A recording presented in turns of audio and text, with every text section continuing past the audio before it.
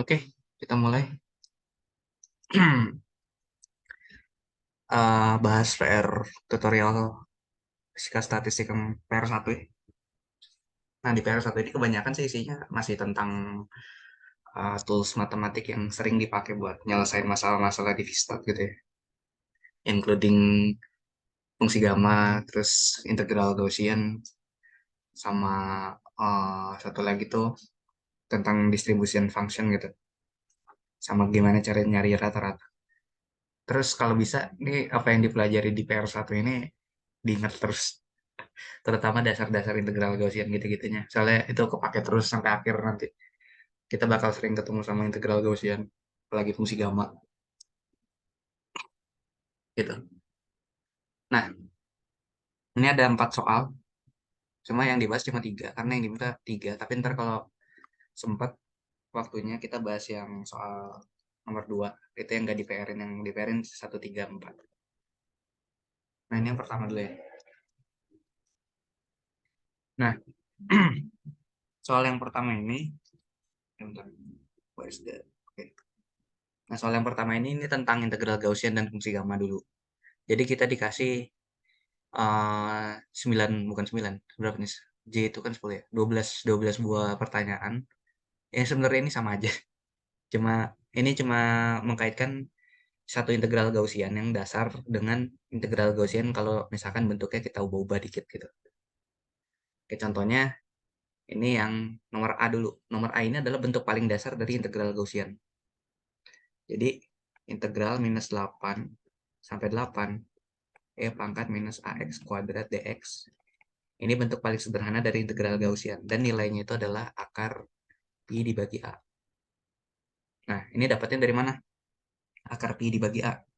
Nah, yang harus dihafal tuh yang ini aja. Yang harus dihafal. Tapi kalau tahu dapatnya dari mana lebih bagus. Nah, ini yang dihafal karena nanti integral Gaussian yang bentuk-bentuk lain kayak misalkan yang B, C, terus apa lagi? Ah, ya, yang B sama C gitu. Itu bisa diperoleh dari sini, dari bentuk yang ini. Nah, cara memperolehnya bentuk yang ini kalau misalkan lupa, nggak hafal gitu ya, akar pi per A. Itu caranya gini. Kita misalin IX. IX itu adalah suatu integral gitu ya. Suatu integral yang bentuk integral itu adalah minus dari taingga sampai taingga E pangkat minus AX kuadrat DX. Satu. Terus kita misalin lagi, ada integral kedua, namanya IY. Integral IY itu minus taingga sampai taingga E pangkat minus AY kuadrat di. Nah, bedanya ini cuma kalau yang IX tuh integralnya terhadap X, Y itu integralnya terhadap Y. Nah, terus sekarang kita misalin eh, X dan Y ini kita hubungkan pakai koordinat polar. Kalau di koordinat polar, X itu kan bisa diubah jadi R cos theta, gitu ya. R itu suatu jari-jari, cos theta itu ya sudut theta di koordinat polarnya. Y itu jadi R sin theta. Terus X kuadrat tambah Y kuadrat sama dengan R kuadrat. Gitu. Ini persamaan 1, ini 2, ini 3, 4, ini 5. Kayak gini ya. Nah, terus kita pakai pemisalan. Kalau misalkan integral X itu hasilnya sama dengan integral Y. Sama dengan misalkan integral aja gitu, I doang. Nah, terus kayak gimana caranya? Caranya IX sama IY ini kita kali. IX dikali IY kan jadinya I kuadrat ya. I kuadrat sama dengan, nah, yang di ruas kanan integral ini juga dikaliin. Jadi integral taingga sampai taingga E pangkat minus AX kuadrat DX dikali sama integral minus taingga sampai taingga E pangkat minus AY kuadrat di. Nah, ini yang I kuadrat ini bisa kita tulis ulang. Jadi kayak gini. I kuadrat sama dengan integral lipat minus taingga sampai taingga. Itu. E pangkat minus. Nah, ini kan E pangkat minus AX kuadrat. dikali sama E pangkat minus AY kuadrat. Kalau ada eksponen dikaliin, eksponen kali eksponen kan pangkatnya jadi dijumlah ya. Jadi E pangkat minus AX kuadrat tambah Y kuadrat kayak gini. Terus itu parameter integral jadinya dx dy. Nah, buat nyelesain ini pokoknya kalau ada bentuk macam-macam bentuknya kayak gini, ini paling gampang diselesaikannya adalah kita transformasi ke koordinat polar. Diubah ke koordinat polar. Tadi kan udah kita misalin ya, kalau x kuadrat tambah y kuadrat itu hasilnya adalah r kuadrat. Berarti yang atas ini, yang ini jadi r kuadrat. Terus dx dy. Tadi kan udah dimisalin x itu adalah r cos theta. Nah ini kalau kita turunin pakai diferensial total, ruas kiri ruas kanan, ntar kita dapat dx sama dengan uh, dr cos theta minus sin theta r sin theta d theta. Terus dy itu jadinya sorry, bukan di r y dong.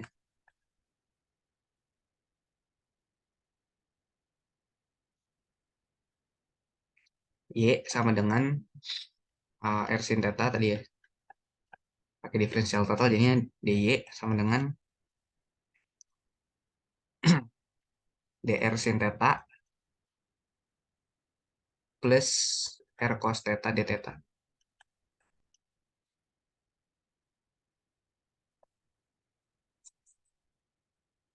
Nah jadinya dx dy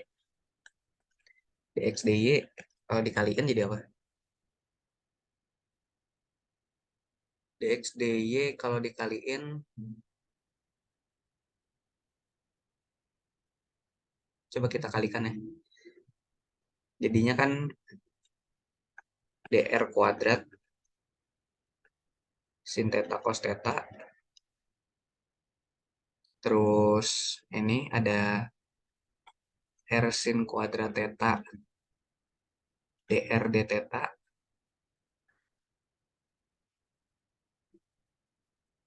Terus ini ada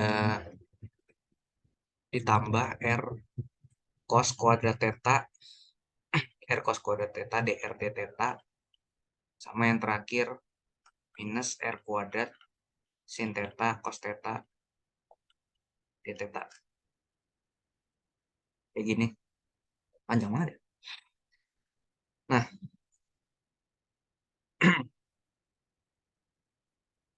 oke. Terus ini kita sederhanain lagi. Sederhanain gimana tapi? Sederhanainnya itu, oh enggak. Jangan kayak gini deh. Ini susah. Pakai ribet matematiknya. Kita pakai itu aja, pakai geometri. Kepanjangan kalau kayak gini. Tapi ini ntar bisa disederhanain sih. Jadi ntar bentuk integral di koordinat polarnya. Ntar.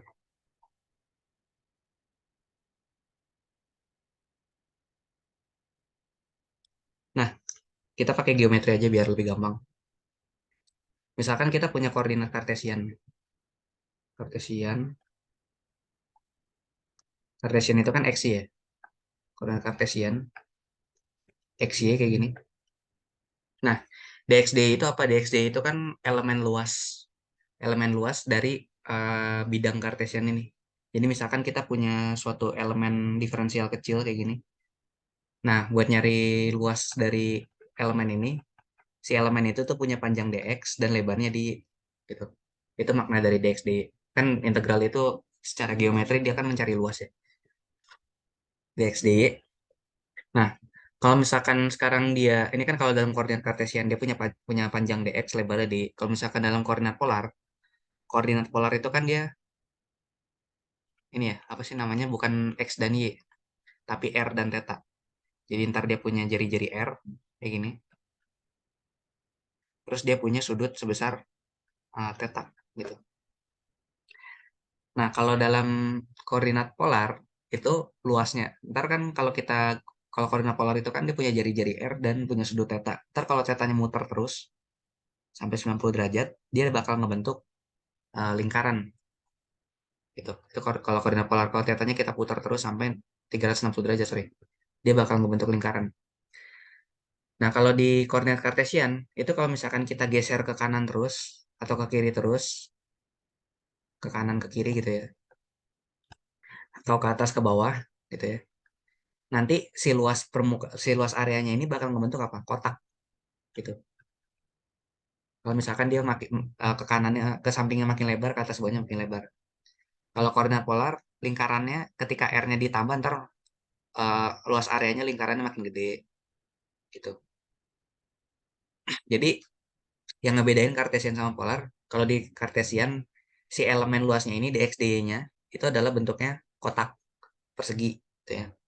Persegi panjang sih. Tapi kalau misalkan di koordinat polar, dia elemen luasnya bentuknya itu potongan dari busur lingkaran. Nah, jadi buat nyari luas dari busur lingkaran tuh gimana?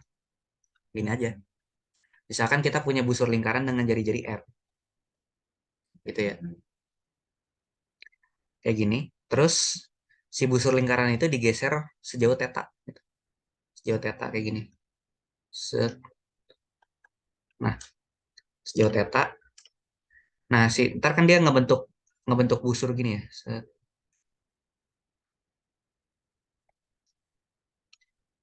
Oh, wait. Ngebentuk busur kayak gini. Nah, panjang dari garis merahnya ini, panjang busurnya itu berapa? Nah, panjang dari busur merahnya ini, itu nggak lain dan nggak bukan adalah R theta. Gitu. Jadi jari-jari dikali sama panjang ininya. Apa? Besar sudut pergeserannya. Gitu. Nah, sekarang, kalau misalkan kita gesernya dia itu kecil banget. Kecil banget. Pergeserannya kecil banget, yaitu infinitesimal d theta gitu. Maka ini jadinya R dikali d theta. Jadi panjang ini adalah R d theta. Terus sekarang, selain kita geser-geser sudutnya, jari-jarinya kita tambah. Tadinya R, misalkan kita tambah lagi sedikit gitu, sejauh dr. Jauh dr. Nah, sekarang kan tadinya dia punya, ini punya panjang. Sekarang jadi punya lebar juga kan. Lebarnya adalah dr ini. Nah, sekarang luas luas luas elemen kecilnya itu adalah yang ini. Nah, ini luas elemen integralnya, dr. Jadi panjangnya itu adalah rd theta. Panjangnya rd theta, lebarnya dr. Kalau luas kan panjang kali lebar. Berarti sekarang luasnya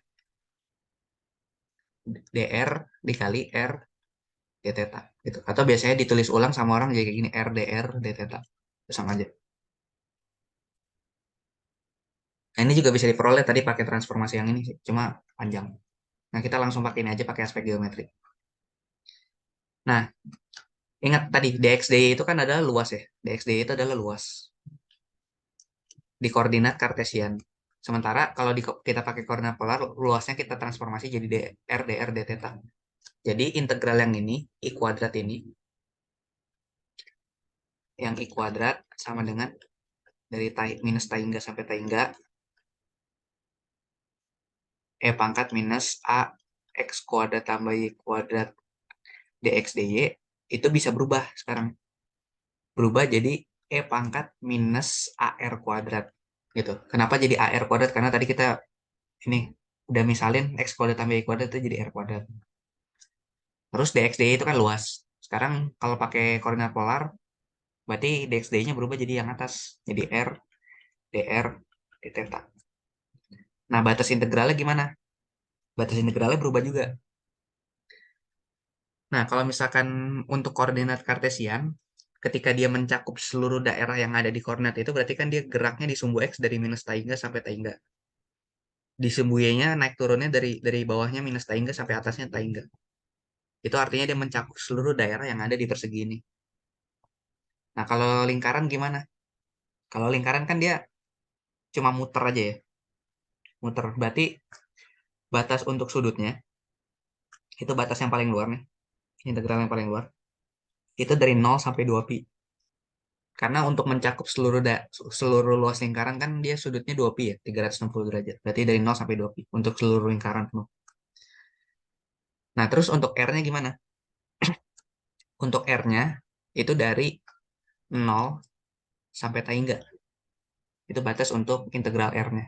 Jadi ini yang integral paling dalam itu kita integralin terhadap R dulu, baru kita integralin terhadap θ-nya. Gitu ya. Nah, habis itu ya udah tinggal kita itu integralnya. Integral ini tuh bisa diselesaikan sederhana. Nah, ini kan si E pangkat minus AR kuadrat tuh nggak bergantung sama theta ya. Jadi bisa kita tulis integral jadi kayak gini. 0 sampai 2pi dari d theta integral 0 sampai tak hingga dari R E pangkat minus AR kuadrat dr. Gitu. Nah, yang depan, yang 0 sampai 2pi dari d theta, ini langsung nilainya adalah 2pi. Gitu ya. Karena integral dari d theta kan, kalau nggak ada pengalih fungsi depannya kan berarti theta aja kan. Terus masukin batas buat batas atas, 0 sampai 2pi berarti jadinya 2pi doang. Kalau yang belakang, nah ini agak ribet. Ini kita pakai pemisalan. Integral 0 sampai tak hingga E pangkat minus AR kuadrat dr. Nah, ini kita, sorry, R-nya ketinggalan. Oke. Nah, ini buat nyelesainnya kita pakai pemisalan. Misalin U sama dengan AR kuadrat. Berarti DU sama dengan 2AR dr. Gitu ya. Nah, ini kita substitusi ke integralnya. Berarti integral E pangkat minus AR kuadrat dr itu berubah jadi integral E pangkat U. dr-nya disubstitusi sama ini. Apa sih namanya? eh Bentar. Oh ya, RDR-nya disubstitusi sama ini. Ini jadi kita tulis ulang jadi RDR sama dengan DU per 2A. Gitu. Jadi sekarang ini RDR berubah jadi DU dibagi 2A. Kayak gini. A ini kan konstanta. Jadi dia nggak ngaruh apa-apa ke integral. Bisa ditulis di depan. Sementara integral dari E pangkat X dx gitu ya. Integral E pangkat X dx. Itu kan bentuknya ya sama aja E pangkat X lagi kan. Gitu. Jadi integral E pangkat UDU ya bentuknya hasilnya adalah E pangkat U. Gitu. Plus C.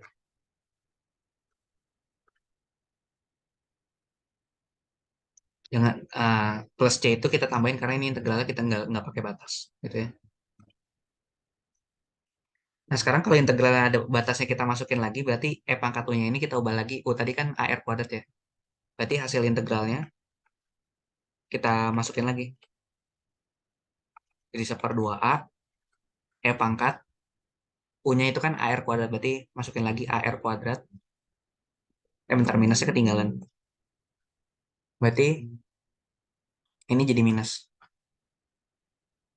Kalau E pangkat minus X dx, itu integralnya jadi minus E pangkat X gitu.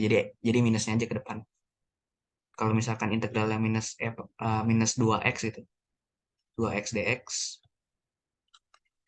Jadinya hasilnya E pangkat minus 2X. Nah, minus 2-nya itu dibagi ke depannya jadi minus 1/2. Kayak gitu. Itu kalau integral eksponen biasa ya. Kalau lupa.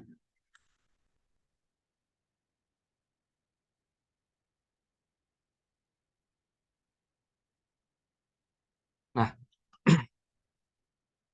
ini kan ini minus, ini minus gitu ya. Nah, batas integral kan tadi dari mana sampai mana? Dari 0 sampai tak hingga kan? Berarti ini kita masukin batasnya dari 0 sampai tak hingga. Kalau kita pecah nih jadi kayak gini, minus 1/2A E pangkat minus AR kuadrat itu kan sama aja kayak 1/E pangkat AR kuadrat kan kalau pangkatnya minus. Nah, kalau dimasukin pangkatnya tak hingga, berarti jadi E pangkat tak hingga gitu. Dikurangin sama 1/E pangkat kalau masukin batasnya 0 berarti jadi E pangkat 0. 1/E pangkat tak hingga itu hasilnya bakal kita nolin aja. Ini jadi 0 gitu ya. Sementara yang ini, yang satunya lagi, Yang 1 per e pangkat 0, e pangkat 0 itu kan 1 ya, berarti jadi minus 1 aja. Ini kan minus minus jadinya plus. Ini sekarang positif 1/2a. Kayak gitu. Oh, bisa itu. Nah, jadi hasil integral untuk yang e pangkat AR bla bla blanya ini itu 1/2a. Nah, tinggal kita kita gabung aja ke sini hasilnya. Jadi ini 1/2a. Jadi hasil integral untuk yang ininya, yang i kuadratnya ini adalah pi dibagi a doang. Nah, sementara yang kita cari itu bukan i kuadrat, tapi i doang. Karena i itu adalah integral yang dasarnya tadi, yang integral Gaussian yang pengen kita cari di dasar tadi kan. Jadi ya tinggal kita akarin aja. I sama dengan akar pi per a. Yang mana i itu adalah tadi, yang paling bentuk paling awal ini. E pangkat minus ax kuadrat dx. Gitu. Nah, jadi itu cara nyari integral Gaussian. Tapi kalau ini cara nyari yang paling dasarnya. Tapi kalau misalkan eh, praktisnya sih ntar mungkin tinggal pakai aja. Jadi ketika ketemu bentuk yang kayak gini, integral yang bentuknya minus dari tangga sampai tangga, e pangkat minus ax kuadrat dx, itu hasilnya pasti jadi nanti pi per a, gitu ya. Nah, ini koefisien atau konstanta, gitu. Tinggal ntar bentuknya diubah-ubah. Misalkan a-nya jadi 1/kt gitu, berarti ntar ya udah tinggal substitusi aja, a-nya sama dengan 1/kt gitu. Tapi yang penting apa bentuk ininya dulu, bentuk yang paling dasarnya integral Gaussian itu. Mau nanya dulu nggak sampai sini?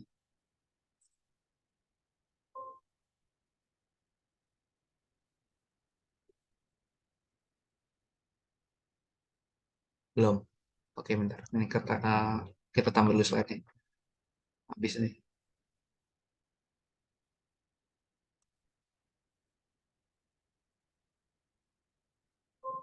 Oke, kita lanjut. Nah, itu kan tadi yang ini ya, yang integral Gaussian yang nomor A. Nah, terus kita lihat nih yang nomor G sekarang. Yang nomor G.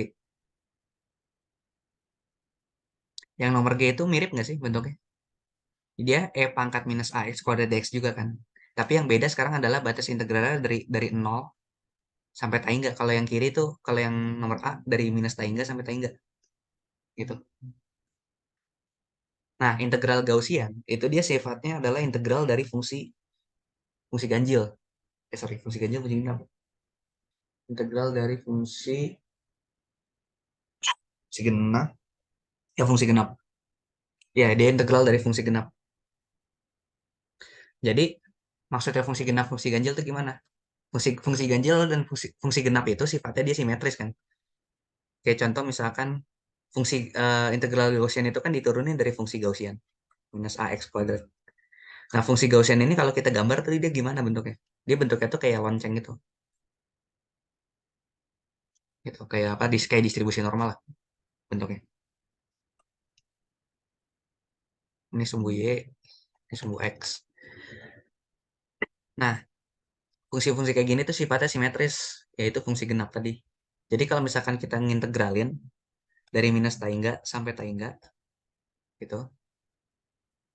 Terus kita ganti batas integralnya dari 0 sampai tangga, itu sama aja kayak sekarang kita ngitung setengahnya aja.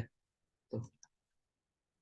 Kalau dari minus tangga sampai tangga, kita ngitung seluruh luasnya, seluruh luas dari si bukit ini, bukit normal ini.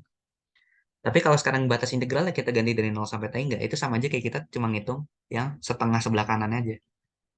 Gitu. Karena disimetris. Gitu. Jadi ketika kita ganti batas integralnya sekarang integral dari 0 sampai tangga dari e pangkat minus ax kuadrat dx, itu sama aja kayak kita ngitung setengah dari integral minus tangga sampai tangga e pangkat minus ax kuadrat dx. Kenapa? Kenapa setengah? Karena dia fungsi genap, jadi simetris. Gitu ya. Ini cuma kita hitung yang di region positifnya aja. Nah, tadi kan kita udah ngitung ya, yang minus tangga sampai tangga e pangkat minus ax kuadrat dx nilainya. Nilai integral yang ini adalah pi per a. gitu. Berarti kalau misalkan sekarang batas integral dari 0 sampai tangga, E pangkat minus AX kuadrat DX, dia hasil integral Gaussiannya jadi setengah akar pi per A. Kayak gitu. Oke.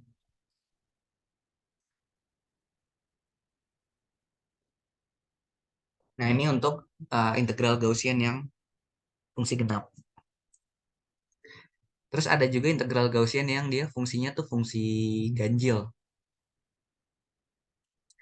Nah, fungsi genap atau fungsi ganjilnya tuh gimana ngelihatnya? Gini, kalau kita tulis bentuk umumnya ya integral Gaussian itu kayak gini dia. X pangkat N, E pangkat minus AX kuadrat dx. Kayak gini. Nah, ganjil atau genap itu gimana? Kita lihat X pangkat N-nya. Kalau misalkan N-nya dia bilangan genap, kalau N-nya genap, si integral Gaussian-nya ini, integralnya, integralnya itu si integralnya pakai integral fungsi genap.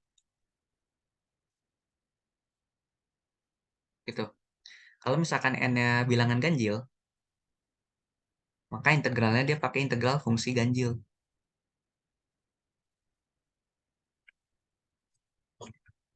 Nah, integral fungsi genap yang paling dasar itu bentuknya tadi yang udah kita turunin, yaitu E pangkat minus AX kuadrat DX sama dengan akar pi per A. Ini fungsi genap yang paling dasar.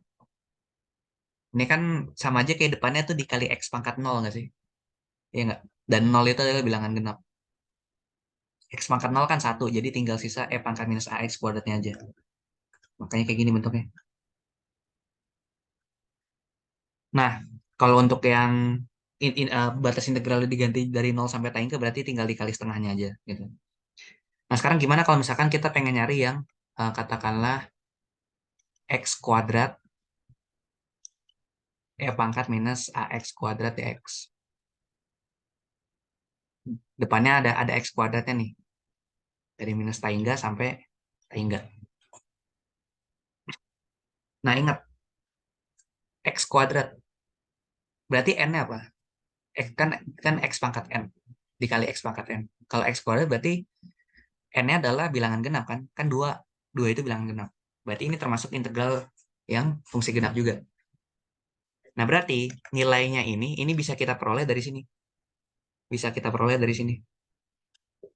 Caranya gimana? Caranya itu, yang ini, yang bentuk bentuk dasarnya, yang integral minus tangga sampai tangga. E pangkat minus AX kuadrat dx sama dengan akar pi per A. Ini ruas kiri sama ruas kanannya kita turunin terhadap A gitu. Terus kita anggap variabel lain selain A itu konstanta. Berarti yang ruas kiri kita turunin terhadap A. Berarti D per dA dari integral E pangkat minus AX kuadrat dx. Nah, ini kan sama aja kayak kita nurunin ddx dari E pangkat suatu konstanta dikali X kan. Gitu. Turunan dari turunan dari eksponen kayak gini kan adalah konstantanya dikedepanin, K gitu ya. Dikali sama bentuk eksponen itu sendiri, E pangkat AX. Nah, berarti hasil turunan yang ini, itu adalah, di sini kan yang konstanta itu berarti minus X kuadrat ya, karena kita nurunin terhadap A sekarang. Berarti kedepanin minus X kuadrat, E pangkat minus AX kuadrat DX, dari minus tangga sampai tangga. Nah, ini turunan terhadap A-nya kayak gini. Dari ya, untuk yang ruas kiri. Nah, sekarang ruas kanannya kita turunin juga terhadap A. Berarti D per dA dari akar pi per A. Gitu. Nah, berarti ini kan sama aja kayak turunan dari pi dikali A, sorry, akar pi dikali A pangkat min setengah gitu ya. Pi-nya itu kan konstanta, berarti dia keluar dari turunan, berarti akar pi gitu. A pangkat min setengah diturunin, jadinya min setengah A pangkat minus 3/2. Gitu ya. Atau bisa kita tulis minus akar pi per A pangkat 3 kalau digabung. Nah, terus turunan ruas kiri sama ruas kanannya masukin lagi ke sini. Masukin ke bentuk integralnya. kan ruas kiri, ruas kanan kita turunin dua-duanya, berarti nilainya harus sama dengan. Berarti nilai yang ini, nilai yang ini sama dengan nilai yang ini. Berarti kalau kita tulis minus integral dari minus tangga sampai tangga x kuadrat, pangkat minus ax kuadrat dx, itu nilainya sama dengan minus akar pi per a pangkat 3. Nah, ini kan minus, minus berarti minusnya hilang. Jadi positif. Gitu ya. Nah, jadi kalau misalkan sekarang integral Gaussian dikali sama x kuadrat, itu hasilnya jadi kayak gini. Gitu ya. Bentar. Depannya tuh ada setengahnya harusnya. Sorry. Iya kan? Iya, ada setengahnya. Gitu. Nah, kalau misalkan dia x-nya pangkat 4, jadi integralnya tuh kayak gini. Integral minus tangga sampai tangga x pangkat 4, pangkat minus ax kuadrat dx. Ini hasilnya berapa? Nah, caranya sama. Ini yang x pangkat 2 kita turunin lagi terhadap a. Ruas kanannya juga turunin lagi terhadap a. Nanti dapat hasilnya sekian. Itu. Nah, kalau misalkan sekarang batas yang x kuadrat, tapi batasnya dari 0 sampai tangga. Jadi integral 0 sampai tangga x kuadrat pangkat minus ax kuadrat dx. Gitu. Ini hasilnya berapa? Nah, ingat, ini kan integral fungsi genap. Berarti kalau batasnya sekarang diubah dari 0 sampai tangga, itu sama aja kayak kita nyari setengah dari nilai integralnya. Tadi kan kalau dari minus tangga sampai tangga, hasilnya adalah setengah akar pi per a pangkat 3 kan. Nah, kalau dari 0 sampai tangga berarti setengahnya lagi. Berarti seperempat akar pi per a pangkat 3. Gitu. Jadi intinya, makanya yang perlu diingat itu bentuk yang paling dasar ini aja, integral Gaussiannya. Karena integral Gaussian yang untuk order-order lebih tinggi, yang x pangkat 2, x pangkat 4, x pangkat 6, itu bisa diturunin. Caranya adalah kita turuninnya terhadap A di kiri sama kanan. Itu. Itu kalau integral Gaussiannya yang genap. Kalau yang fungsi ganjil gimana? Yang ganjil itu bentuknya yang kayak gini.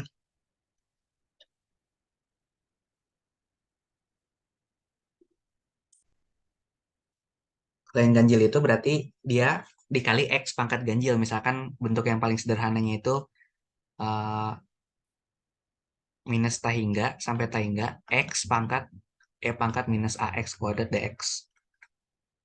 Nah, ini fungsi ganjil. Atau minus tahingga sampai tahingga X pangkat 3 pangkat minus AX kuadrat DX. Jadi si pangkat bla bla blanya ini dikali sama X yang pangkatnya ganjil. Nah, ini integral yang versinya fungsi ganjil. Nah, ini nilainya berapa? Ini nilainya pasti nol. Kalau misalkan batasnya dari minus tangga sampai tangga. Karena fungsi ganjil, kalau batasnya itu dari minus, minus misalkan minus suatu konstanta sampai suatu konstanta tertentu gitu ya. Fungsi ganjil itu dia saling saling overlapping, saling meniadakan. Jadi hasil integral yang dari minus A sampai nol, itu misalkan nilainya nanti nilai integralnya itu negatif. Tapi dari yang nol sampai A itu nilai integralnya positif. Sementara integral totalnya kan dijumlah ya. Berarti negatif tambah positif jadi nol deh. Jadi integral fungsi ganjil untuk Gaussian itu nilainya pasti nol kalau misalkan batasnya dari minus tangga sampai tangga. Jadi di sini kita dapat nih yang Gaussian dari minus tangga sampai tangga nih yang ini ya, yang D sama yang E. Ini nilainya otomatis jadi nol. Karena kalau kalau fungsi ganjil dia saling menghilangkan nih. Kalau batasnya dari negatif sama positifnya. Nah, kalau yang dia punya nilai, yang dia nilainya nggak nol itu kalau dia integral Gaussiannya fungsi ganjil itu kalau batasnya dari nol sampai tangga kayak yang J sama K ini. Kalau dari nol sampai tangga dia punya nilai. Nilainya berapa? Ntar kita tambahin kertasnya. Oke. Nilainya berapa? Nah, ini dia hafal aja bagusnya. Nilainya itu adalah dari nol sampai tangga untuk fungsi ganjil yang paling dasar itu adalah minus ax kuadrat dx. Itu adalah 1/2a.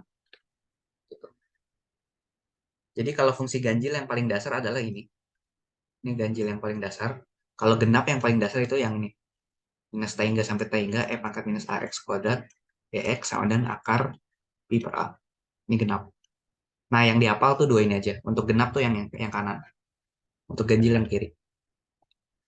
Tapi yang kiri itu bisa didapat juga caranya dengan mudah gitu ya. Cara dapatnya gimana? Cara dapatnya tinggal kayak tadi. Kita misalin aja U sama dengan AX kuadrat gitu ya. Jadi kalau kita turunin total, DU sama dengan 2AX DX. Nah, jadi ntar si integral ini bakal berubah dari tadinya itu minus AX kuadrat X dx, dia berubah jadi 1/2A integral um, E pangkat minus U DU gitu. Terus masukin batasnya dari 0 sampai T enggak. 0 sampai T enggak. Ini kan tadi kita udah hitung integralnya. Ini hasilnya adalah 1. Jadi ntar tinggal sisa koefisien depannya aja kan 1/2A. Jadi yang fungsi ganjil nilainya kayak gitu. Kalau fungsi ganjil yang pangkatnya lebih tinggi gimana? Misalkan minus 0 sampai T enggak X pangkat 3 E pangkat minus AX kuadrat DX. Ini berapa nilainya? Nah, ini cara dapatnya sama kayak kita dapat fungsi genap yang pangkat tinggi. Kita turunin ruas kiri sama ruas kanan dari bentuk yang paling dasar terhadap A. Jadi ini kita turunin terhadap A nih. Ini kita turunin yang ruas kirinya kita turunin terhadap A, ruas kanannya kita turunin terhadap A. Nanti pasti dapat hasilnya itu adalah hmm, berapa? Setengah A pangkat 2. Gitu ya. 1/2 A kuadrat. Gitu. Ini coba aja sendiri. Dari bentuk yang paling dasar diturunin ruas kiri sama ruas kanannya. Ntar pasti dapat hasil gini. Gitu juga ya buat yang bentuk X pangkat 5. E pangkat minus AX kuadrat DX. Dari 0 sampai tak hingga. Ini nilainya bisa diperoleh dari yang X pangkat 3 kita turunin lagi terhadap A. Ruas kiri sama ruas kanan. Gitu. Oke. Ini buat fungsi gamma. Emang rada banyak sih propertinya. Tapi yang penting apal yang bentuk paling dasar. Sisanya tuh bisa diperoleh pakai turunan-turunannya. Gitu. Atau kalau malas nurunin ya, apalin aja seluruh tabel fungsi gamanya. Fungsi Gaussiannya. Mau nanya dulu nggak sama sini?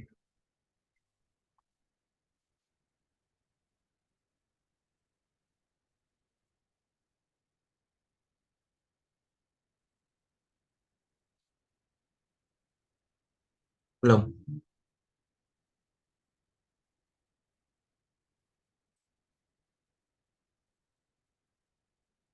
Oke, kalau belum mau nanya, kita kerjain lagi yang fungsi gamma sekarang.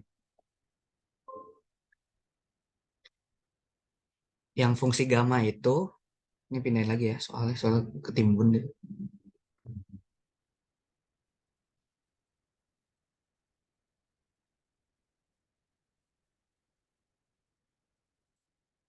Fungsi gamma itu adalah fungsi yang bentuk-bentuknya itu ini. Kayak di nomor F sama di nomor I. L, sorry. Ini adalah fungsi-fungsi yang pakai bentuk gamma. Cara ngeliatnya gimana? Cara ngeliatnya adalah dari E pangkatnya.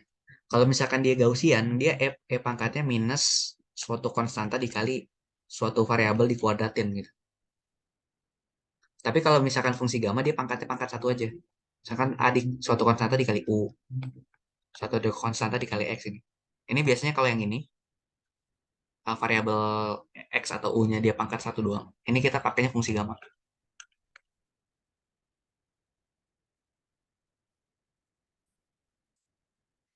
Nah, fungsi gamma itu dituruninnya dari fungsi faktorial.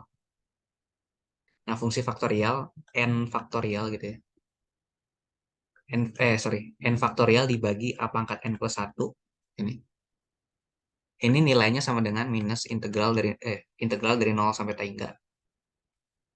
Dari 0 sampai T hingga. X pangkat N, E pangkat minus AX dx. Nah, ini bentuk paling dasar dari fungsi faktorial. Yang umum ya, yang versi umum. Nah, fungsi gamma tuh punya hubungan sama fungsi faktorial. Hubungan ini fungsi faktorial.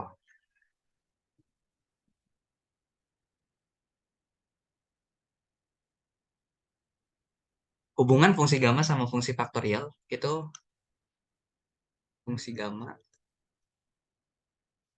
dan faktorial. Dia punya hubungan tuh kayak gini.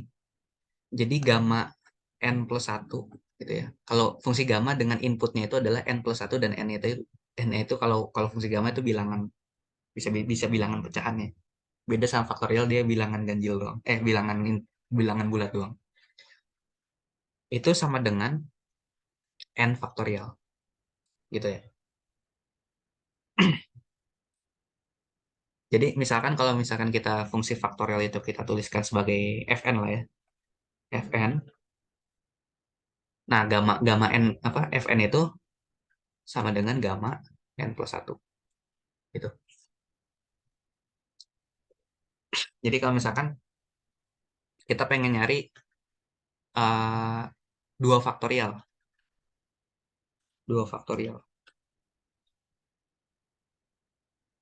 dua faktorial itu nilainya sama aja kayak fungsi gamma untuk 2 plus 1.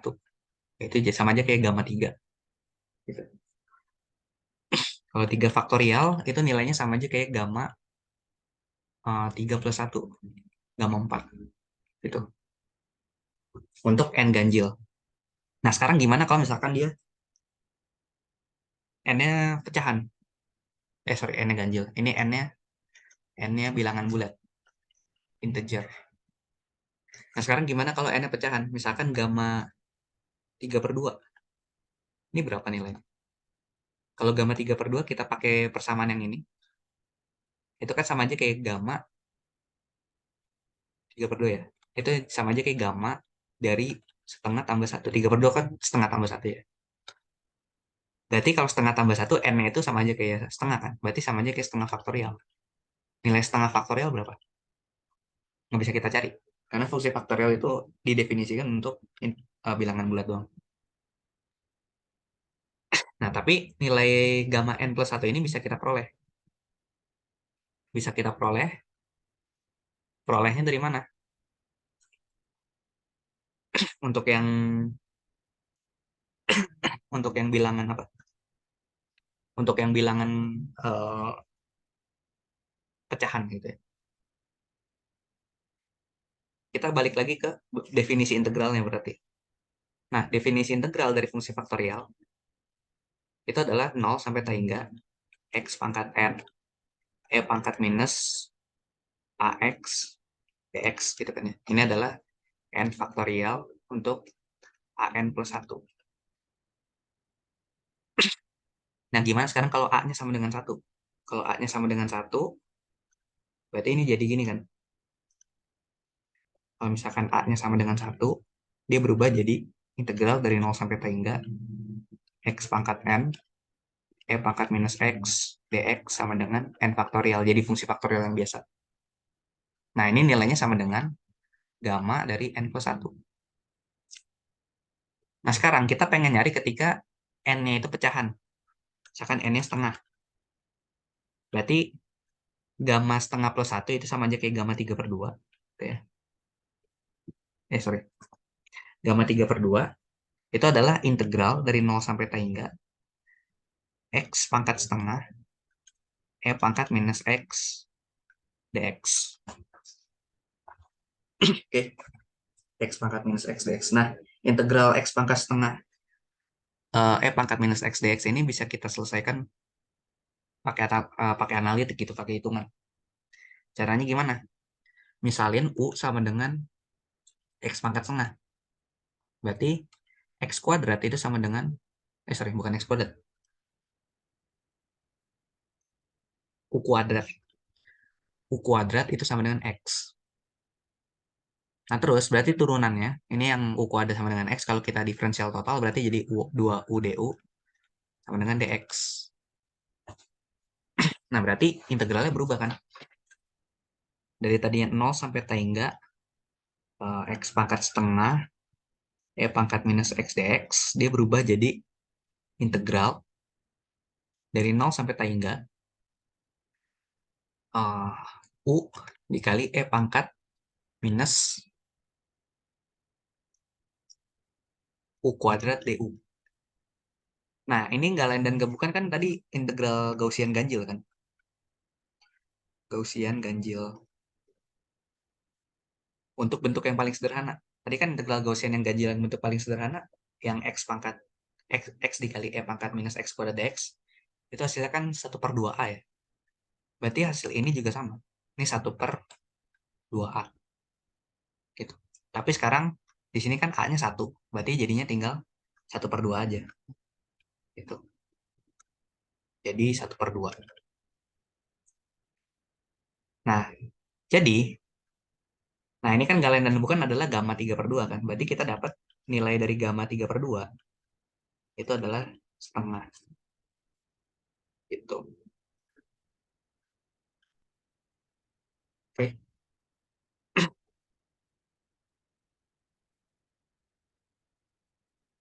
setengah. Bentar. Bentar setengah nggak ya?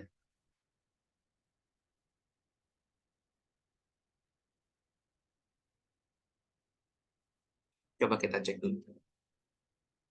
Ada yang salah nggak di perhitungan?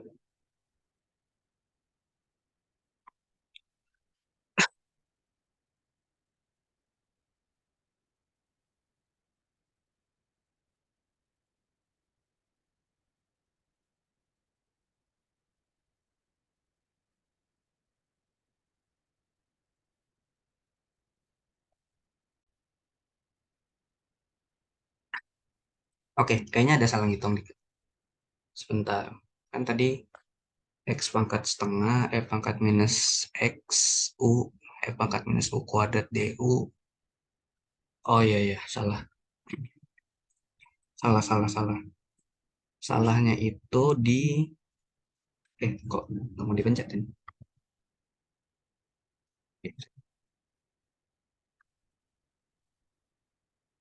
Salahnya itu, bentar. Kita trace ulang. X pangkat setengah, E pangkat minus X dx.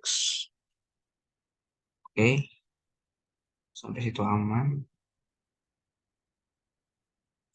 Kita misalin U sama dengan X pangkat setengah, jadi X itu adalah U kuadrat. Berarti dx-nya itu 2U du. Oh, ada yang kurang. Ya, ini Gaussian ganjil tapi ada yang kurang. 2U du berarti harusnya ini depannya.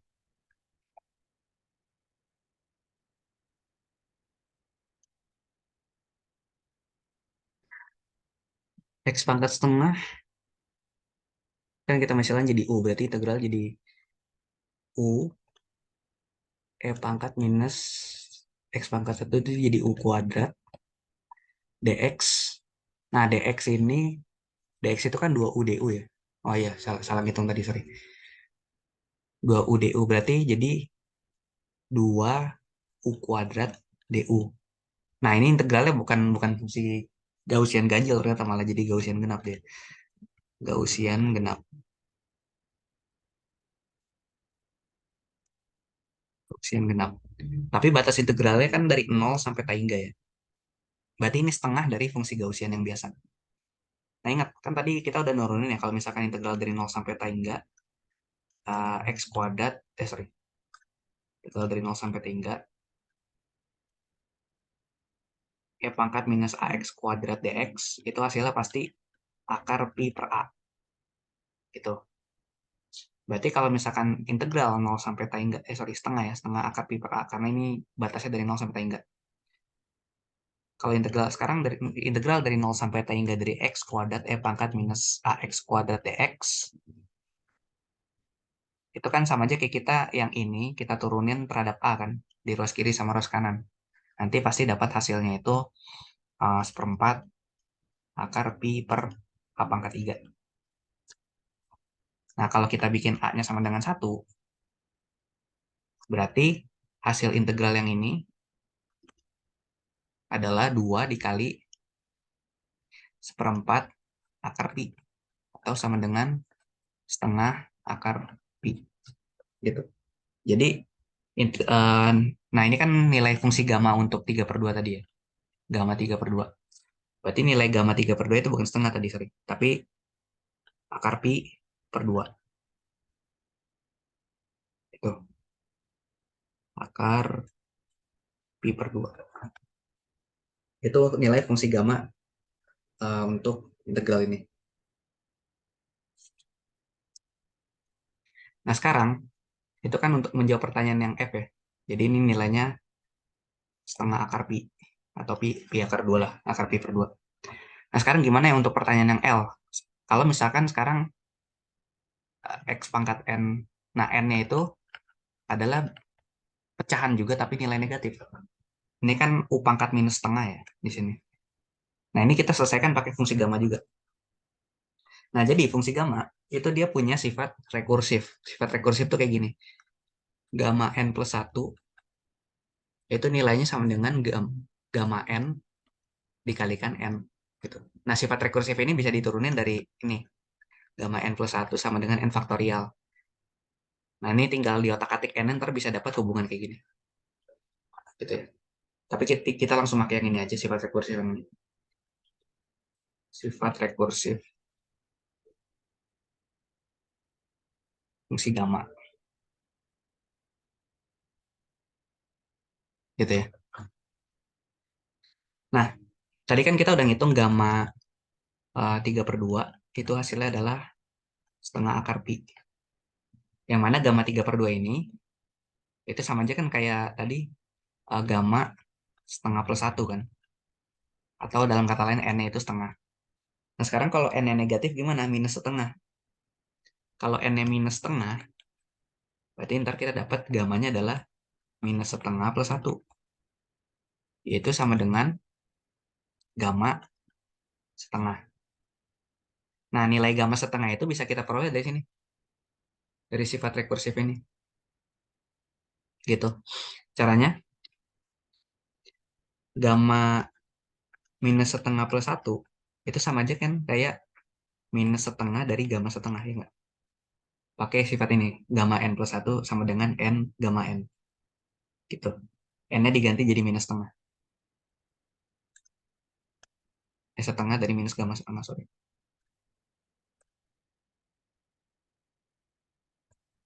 Kayak gitu. Oke.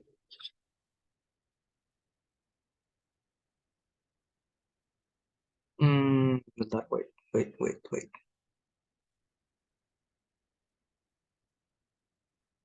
Nah, nilai dari gamma minus setengah ini bisa kita dapat dari ini, dari apa? Dari sifat rekursif lagi. Kan gamma 3/2 itu sama dengan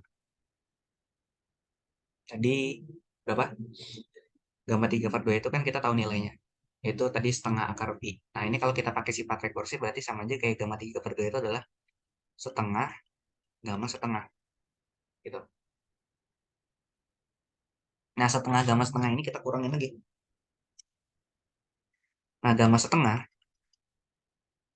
itu kan sama aja kayak gamma dari berapa? Min setengah plus 1. Iya nggak? Iya dong. Iya kan? Oke, kalau pusing kayak gini. Kita pakai sifat rekursif. Kan gamma 3/2 itu adalah gamma setengah plus 1. Nah, terus kalau kita pakai sifat rekursif gamma n plus 1 sama dengan n gamma n, maka yang atas ini jadi gamma setengah plus 1 sama dengan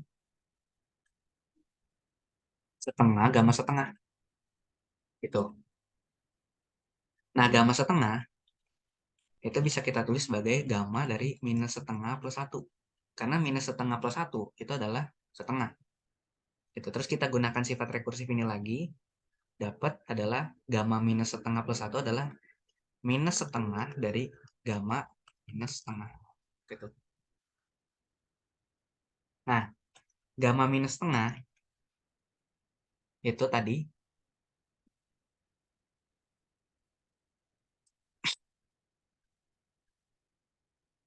Nah, gamma minus setengah itu kan tadi yang nilainya kita cari itu ya. Buat ngitung, ini buat ngitung mana sih? Buat ngitung gamma ini. Gamma gamma berapa sih tadi?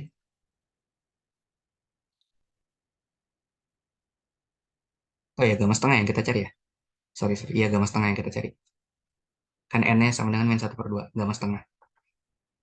Nah, berarti gamma setengah tadi kan adalah kalau pakai sifat rekursif ini ya. Gamma 3/2 sama dengan setengah gamma setengah. Nah, yang sementara yang kita cari itu adalah gamma setengahnya aja. Berarti gamma setengah itu adalah 2 kali gamma 3/2. Dari yang ini kita tinggal pindah ruasin aja. Nah, sementara gamma 3/2 kita tahu kan nilainya. Gamma 3/2 itu nilainya adalah akar pi per 2. Itu berarti berarti gamma setengah yang mana itu nilainya sama dengan gamma minus setengah plus 1. Itu nilainya adalah akar pi aja. Tuh. Oke.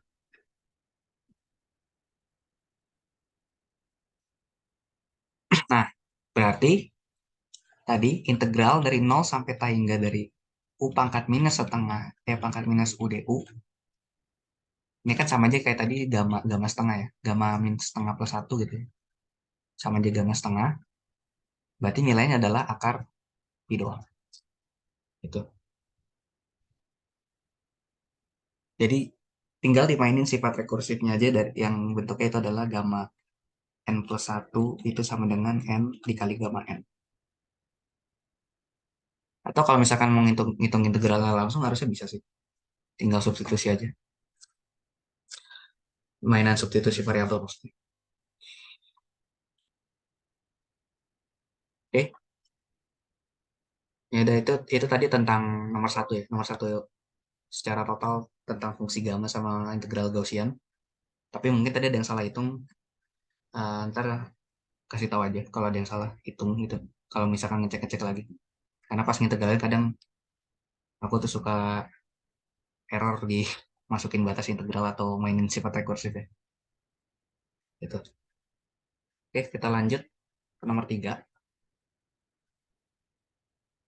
Nah, kalau yang nomor tiga ini dia ngitung. Nah, ini mulai masuk ke aplikasi sifat fisika statistiknya. Dia kita dikasih suatu fungsi distribusi, yang mana fungsi distribusi itu fungsi distribusi Boltzmann. Nih, yang F sebagai fungsi V, bla bla bla gitu. Nah, apakah fungsi tersebut ternormalisasi dan ditanya lagi berapa laju atom rata-rata. Nah, kalau misalkan kita dikasih suatu fungsi distribusi fx gitu ya. Nah, fungsi distribusi fx ini dikatakan ternormalisasi kalau misalkan integral untuk seluruh kemungkinan x-nya, fx dx, itu nilainya sama dengan 1. Gitu ya. Nah, tapi hati-hati. Di sini, kalau untuk seluruh kemungkinan x, dia batasnya dari minus tangga sampai tangga. Tapi kalau di sini, si fungsi distribusi yang dikasih ke kita, yang Boltzmann ini, dia kan dalam dalam laju. Setengah M per KT kuadrat Pi pangkat 3 pangkat minus MV kuadrat per 2 KT. Nah, ini variabelnya tuh bukan dalam X, tapi dalam laju. Nah, kalau laju, seluruh kemungkinan laju itu kan besaran skalar ya. Berarti laju paling kecil sampai laju paling besar gitu ya. Untuk seluruh kemungkinannya itu dari 0 sampai tangga gitu. Jadi batas integralnya dari 0 sampai tangga, bukan dari minus tangga sampai tangga. Karena laju itu didefinisikannya dari 0 sampai tangga di skalar. Tapi kalau misalkan kita pakainya kecepatan, dia vektor gitu ya. Baru ntar batas integralnya dari minus tangga sampai tangga. Karena vektor itu bisa gerak ke kiri terus sampai ke negatif tangga dan ke kanan terus sampai positif tangga. Gitu. Jadi hati-hati sama batas integralnya. Nah, dia dikatakan ternormalisasi kalau misalkan dia kayak gini, hasil integral untuk seluruh kemungkinan variabel integrasinya itu 1. Ini ternormalisasi.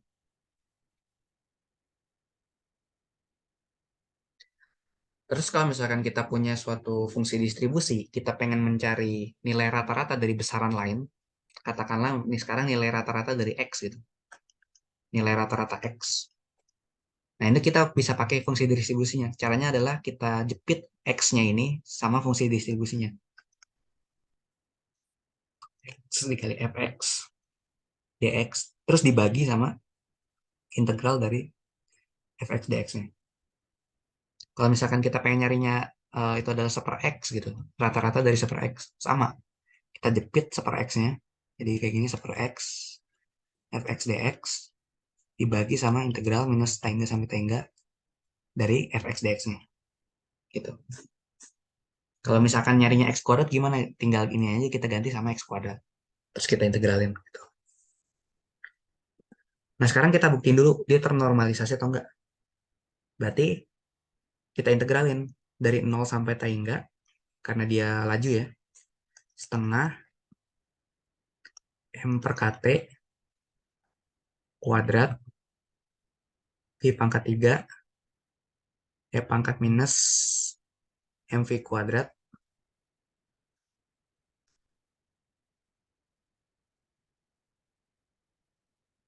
per 2 KT. Kita integralin terhadap dV. dV itu laju, elemen laju ya. Kita integralin kayak gini.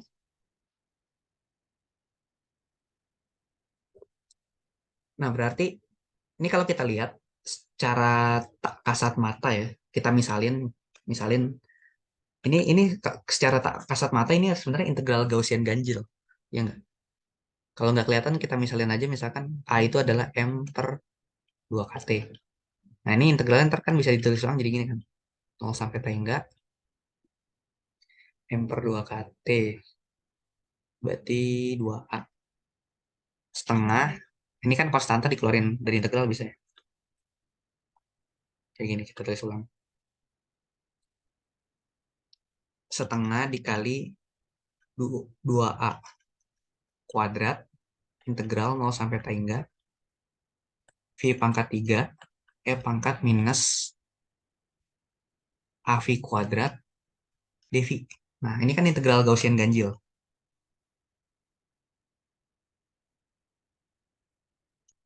Sementara kita tahu kalau integral Gaussian ganjil yang bentuk paling sederhana 0 sampai tangga dari X E pangkat minus AX kuadrat dx itu nilainya adalah tadi 1/2A. Nah, sementara di sini V-nya pangkat 3. Berarti caranya adalah kita tinggal turunin aja kedua ruas terhadap A.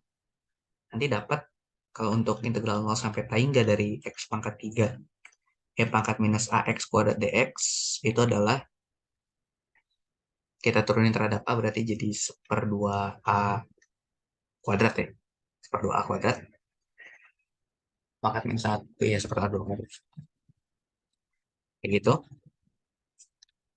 Berarti ntar hasil dari integral Gaussian ganjil ini ya tinggal kita masukin aja jadi 4A kuadrat dibagi 2 ya.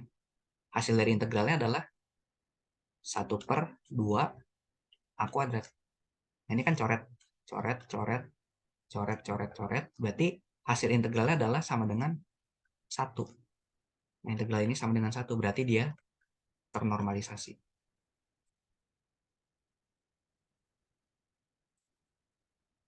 Oke, gitu. Terus buat yang B-nya, tentukan laju rata-rata atom gas helium. Nah, buat nyari nilai rata-rata, ya tinggal kita squeeze aja kan variabel yang pengen di rata-rata. Kalau misalkan yang ditanya adalah laju rata-rata, berarti yang di squeeze itu tinggal variabel lajunya, CV-nya. Gitu. Kan yang pengen dicari itu adalah laju rata-rata V gitu ya. V rata-rata berarti sama aja kayak integral dari 0 sampai T hingga V dV, V dikali F V dV kayak gini. Dibagi fungsi integral fungsi distribusinya. F V dV. Nah, tadi kan kita udah ngitung kalau misalkan dia fungsi distribusinya itu ternormalisasi. Berarti integral yang bawah, ini nilainya sama dengan 1. Kan ini cuma integral fungsi distribusi untuk semua kemungkinan aja ya. nilainya 1. Jadi kita tinggal ngitung integral yang atasnya aja.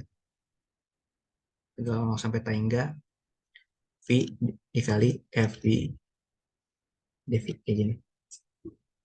Oke. Nah, integral yang atas ya tinggal kita pecah aja kan, berarti fungsi distribusi. Berarti tadi kan fungsi distribusinya itu adalah yang konstanta dikedepanin aja. M kuadrat per KT gitu ya. Dikali setengah integral dari 0 sampai tangga V dikali dalamnya. Nah, ini kan V pangkat 3 kalau yang FV-nya. Dikali V lagi jadi V pangkat 4 sekarang. E pangkat minus M V kuadrat per 2KT dV. Nah, ini kalau kita misalin lagi kayak tadi, kita misalin itu A-nya itu adalah M per 2KT. Nah, ini si ini integral ini tuh jadi integral Gaussian genap dia nanti.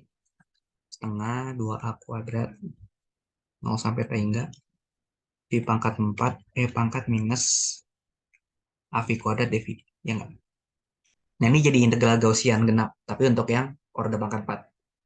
Nah, tadi kan kita udah nurunin kalau integral Gaussian genap yang paling kecil ya, orde pangkat 0-nya, berarti minus AX kuadrat DX, itu adalah setengah akar pi per A.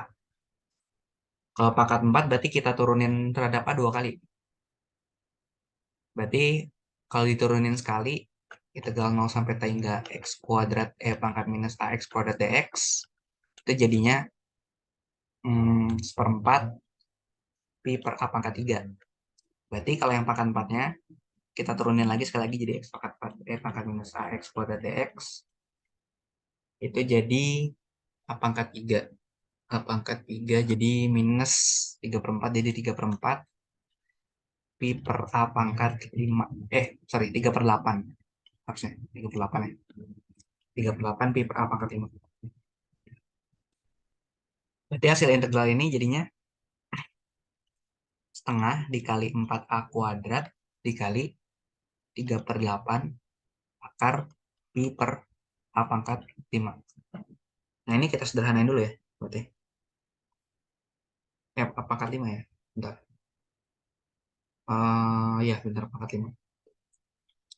Ini disederhanain dulu berarti jadi 4 dibagi 16 itu setengah jadi 3 per 2. Oke. Berarti nilai rata-ratanya jadi 3 per 2 akar pi A pangkat 2 dikurangin A pangkat 5 per 2. Berapa tuh? 4 dikurangin 5 per 2 jadinya minus setengah ya. Berarti 3 per 2 akar pi dikali A pangkat minus setengah. 1 per akar A. Nah, A-nya itu tadi kan adalah apa tadi? Kita misalin M per 2 KT ya. Berarti kalau kita masukin jadinya 3 per 2 akar pi dikali akar 2 KT per M. Atau kalau kita gabungin jadi 3 per 2 akar 2 pi KT per M. Nah, ini kecepatan laju rata-ratanya dari si gas tadi. Helium.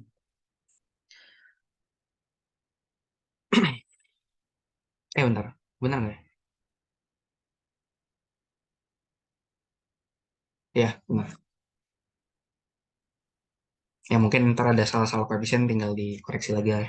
Cek-cekin lagi. Nah, ini kurang lebih kayak gitu. Jadi, integral Gaussian yang tadi udah kita turunin capek-capek dan kita hafal-hafalin lah. Itu kepake buat menyelesaikan permasalahan di Vistat. Terutama kalau yang berhadapan dengan fungsi distribusi. Karena fungsi distribusi, terutama yang Boltzmann, itu dia bentuknya adalah Gaussian. Nah, yang terakhir, yang ini tentang, jadi kita dikasih tabel,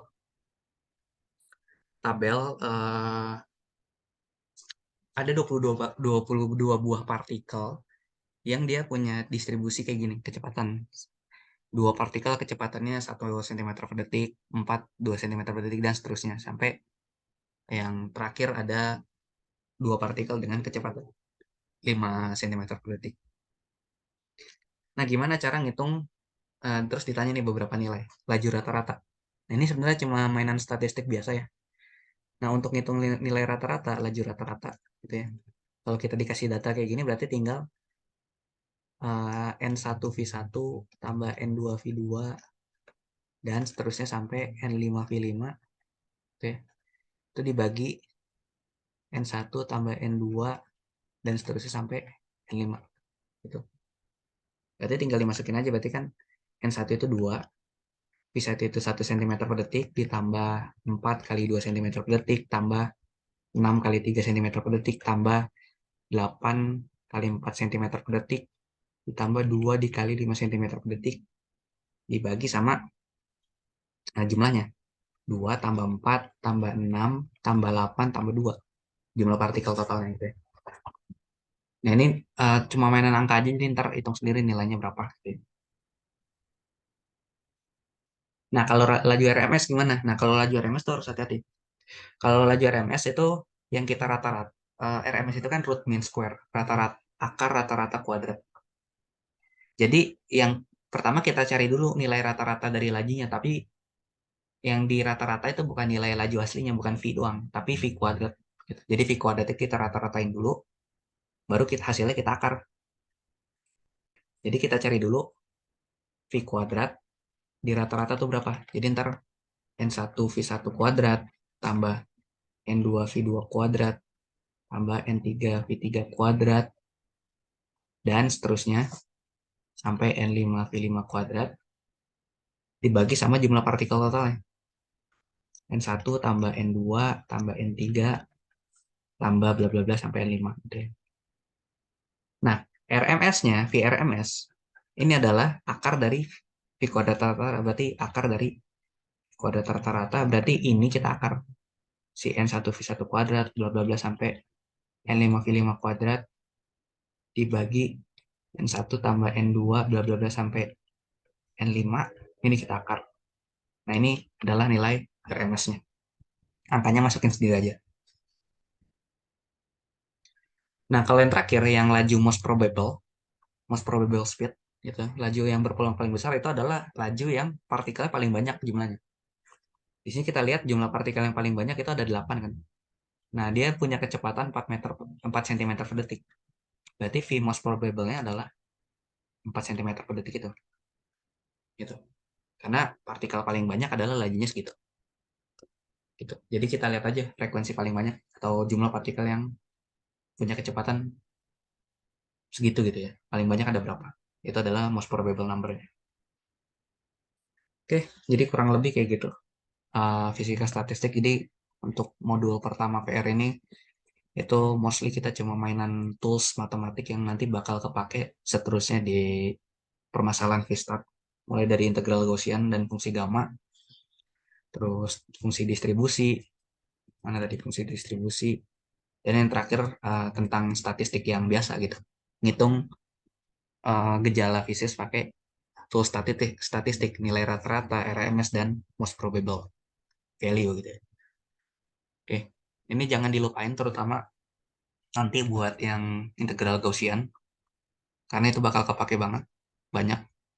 Minimal apalin aja yang bentuk paling sederhananya untuk yang Gaussian genap dan Gaussian ganjil, karena sisanya tuh bisa diturun dari situ. Dan untuk fungsi gamma, apalin bentuk paling dasarnya dan hubungan rekursifnya aja, gitu. Oke, sekian. Kalau nggak ada pertanyaan, ya udah, uh, aku akhiri. Thank you.